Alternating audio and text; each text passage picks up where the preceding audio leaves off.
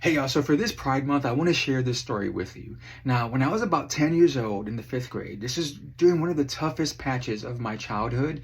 We'd moved to a new neighborhood. I had no friends. I gained tons of weight and parents were fighting all the time. Their drug use was like over the top. So I felt so alone. I had pet chickens, like that was my only light.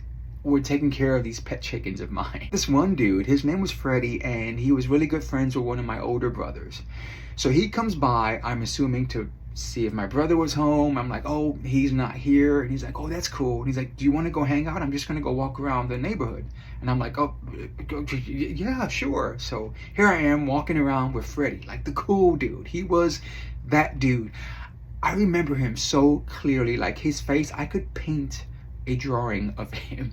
He was such a beautiful boy, and I remember he was half Black American, half Puerto Rican. He was super tall, like even for his age, he was like 6 foot or over, and he had this like head full of curls. I was just so nervous to be around him.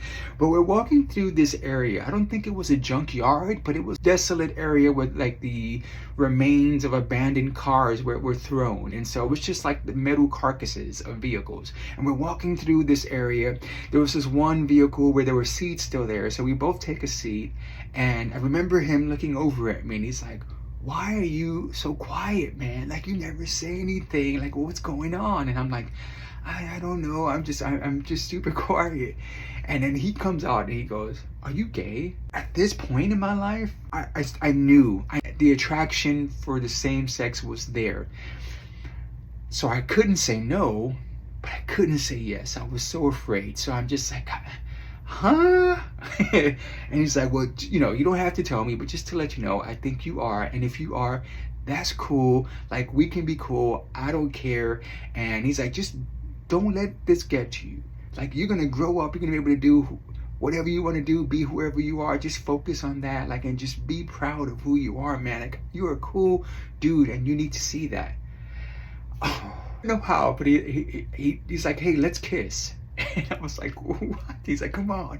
And we actually kissed. Not anything super crazy, but we kissed. And at that point, that actually was not my first kiss with a male or female, but it was I would say that was my first gay kiss. It was the first time I kissed a guy.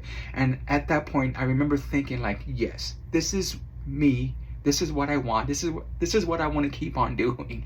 And so, Freddie, you helped me out more than you can even imagine. I kept that moment with me, and it helped me through the rest of that tough patch. Thank you so much for doing that. I hope y'all enjoyed this. If you like this kind of stuff, give me a like and a follow, and happy Pride Month, everyone.